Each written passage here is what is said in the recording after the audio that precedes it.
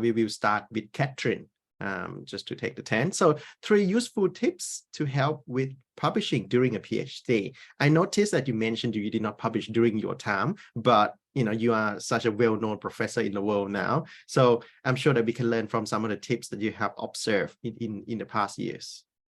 The tips to help publishing, I think it's about networking, expand your network. That's one. And the second is make you more confident. And, this is a good time to brand yourself. Doing PhD, one of the things, when you finish PhD, think what you're going to do. Either you go to industry or become academic. You need to brand yourself. You're spending 3 years, sometimes more than, it's longer. So you need to think about how you're going to stand out in the world. When you start a PhD, first thing is about, what's the original contribution you make to the field, to the literature. So it's good that when you publish, indirectly you're branding yourself. And also, so brand yourself and prepare yourself, become more confident. And the last tips would be just to, I suppose that would build closer relationship with the supervisors. And the supervisors would become your referees for your future career. So that's the, if you name 3, that would be 3. Thank you, Catherine. I really love when you talk about brand yourself, because in the future, we are going to be known in some aspect and some area. And also it's very important, like your first point that you mentioned, build a network. And this can be done through you simply send an email, talk to people, or very effective ways to attend a conference, to get to know people, to get to know a bigger person, and so on. And in fact, just 2 seconds ago, the first professor that I ever made a contact with at the ANSMAC conferences text me about impact factor, which I have to go and check in the email later on. It is very important to build network. So it's helped us to learn something that we did not know, learn about perspective that we did not know. Felix, we will finish you off with these 3 tips, please, that you might have. Frankly speaking, I think what Catherine mentioned is really good. I would just basically kind of highlight the one about make a brand of yourself. It's essentially, it's not just when you promote yourself essentially, right? But also this is really important because on the one hand, this could also be help you to be more efficient. And this kind of relates with, the previous questions, why it can be very challenging psychologically to when you want to publish before submitting your thesis, right? Because especially when you try to do too much, and especially if it's not in your area, right? So I think if you can do something in your area, especially, not only it will help you to, develop your personal brand as you later on obviously market yourself and find a job in academia, even in the industry, the more you actually do in line with your expertise or what you want to kind of be known for, that's actually not only better, but also easier because obviously during your PhD, we would have read so many papers, we would have developed a specific expertise in a specific areas, right? So if, as much as possible, I think I would really like to highlight to build an expertise in a specific area as your personal brand, because not only it will be actually beneficial to find a job, but also it will be beneficial to make it feel less, stressful, I guess. Exactly. Yeah. If I may jump in, for example, Felix is known for emotional research area and also experimental. So let's say if I want to start a new project and I want to do some experimental, I will, let's go and have a chat with Felix. Or if I want to do about emotional intelligence and AI, Catherine is very good. And she have a book that she just written there as well on AI. So if you're known for some specific area, we will go to those people. Sarah is known for conceptual framework and those type of paper, so review paper and all that. I'm an unknown person, so we'll not talk about myself. Now let's move on to the Q&A of the co-learning discussion. I noticed that there are quite a few comments in the chat box, so I'm gonna go through this, and I might pick some of the speaker to answer if I can, or how to share some of them. Now, first question is from Andy. Good afternoon. Shall I start writing a paper from a master thesis before start a PhD? If I may give you an example from my own PhD candidate who is in here as well. His name is Lars. Right now, he's at UQ as well, same place too. Felix, he written to Q1 Journal of Retailing and Consumer Services out of his master thesis. And because of that, he got a very good, well, it's give him a high chance to get a full scholarship at a university, a good university. In fact, I think he got 3 scholarship offer from 3 different universities. So the answer is yes, we should write something before, if you can, you should write something out of your master thesis before you even start your PhD. But is it necessary? The answer is no. But is it better? The answer is yes. So in any PhD application, especially in Australia, we look at your research experience. You know, what have you done in a master level? Have you published anything before? Have you attended any conference? So if you have done some of those, you will have a higher chance in getting a scholarship there. There's a question, direct inbox to me asking, is there any issue if a PhD student invite an additional author that is not his supervisor to be part of a paper that published from his PhD? I would say you have to talk to your supervisor first. If you want to add anyone in, you know, if you want to publish with anyone that not your supervisor as part of your paper from your thesis, there should be a good reason on what is this external person could add into your paper. I'm sure that your supervisor should be okay, given that you are my student as well. So you should talk to your supervisor if you add someone into the panel of your paper. Ideally, whoever that you add in should contribute something into the paper, all right? Now, if your question is about adding a person that not your supervisor on a sidetrack project during your PhD, yes, no problem at all. You don't even have to tell your supervisor, but it's good to keep your supervisor informed on what are some of the projects you're working on, who are you working with. This is just for the supervisor to track on whether you have enough hours to work on your PhD and some other, you know, things that you're working on or not. And the next question is, do you have to publish in the top ranked journals, or should we try for any ranking journal? Now, I don't want to be rude. Let me answer one more question and I throw it to the speaker. So to answer this question, you should look at which country you want to be working at. If you want to be working in Australia, you should refer to the ABTC ranking journals, because we value those journals to be published. You know, you have to publish in those journals in order to be in Australia or some university in Australia.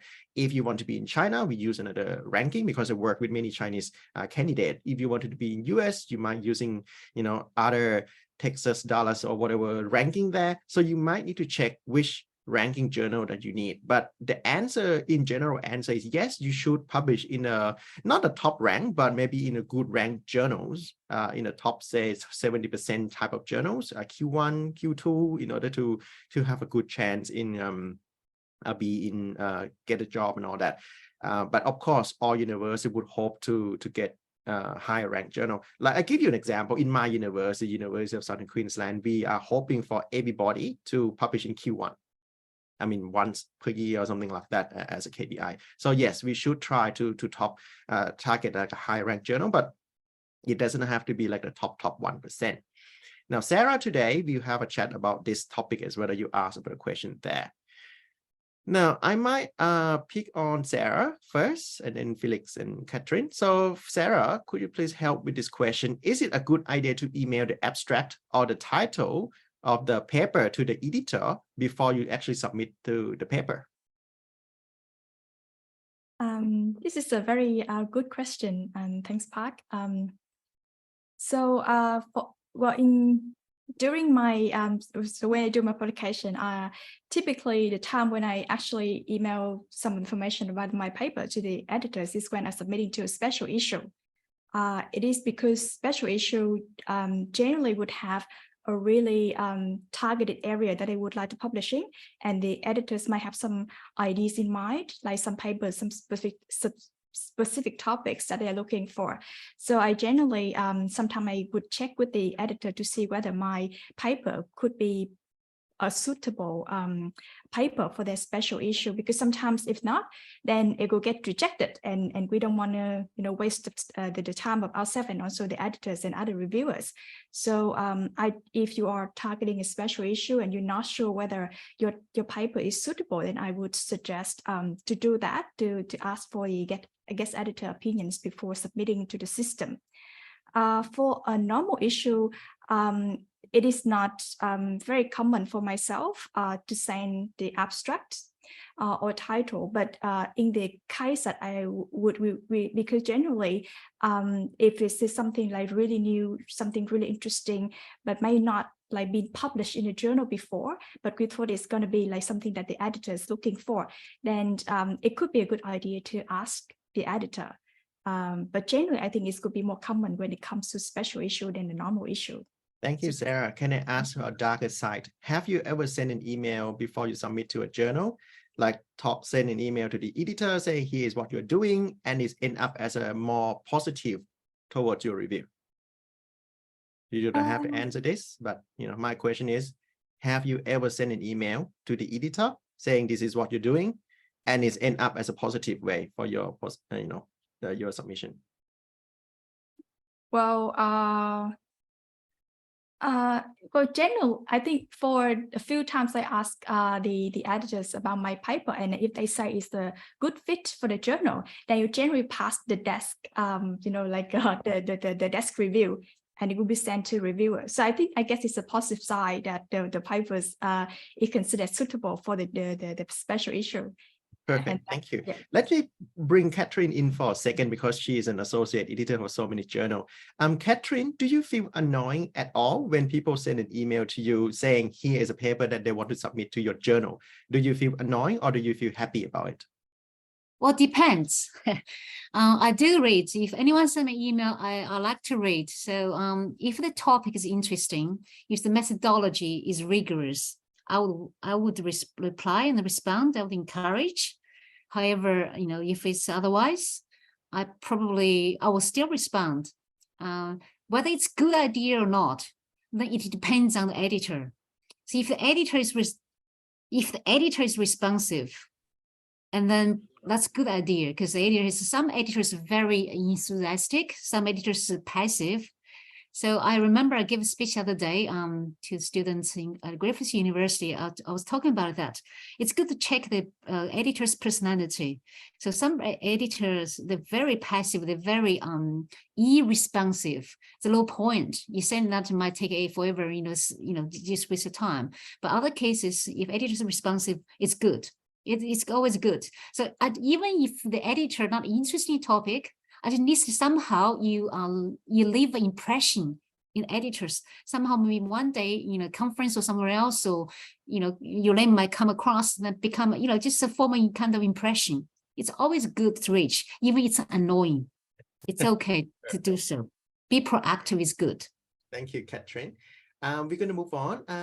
Deeparvita, I think you're from Bonn University that we have a chat a while ago. Not a problem. Myself, I got 4 paper, the same paper rejected 4 times before my first paper published. And in fact, funny enough, Catherine was the person who teach me how to do my first A-level paper. Actually, my first A paper published with Catherine here. So she's the guru of the guru, she's pretty good. Don't feel bad there. Sam, very good to see you again. I think I met you not too long ago. Now you're asking a question. Should you publish?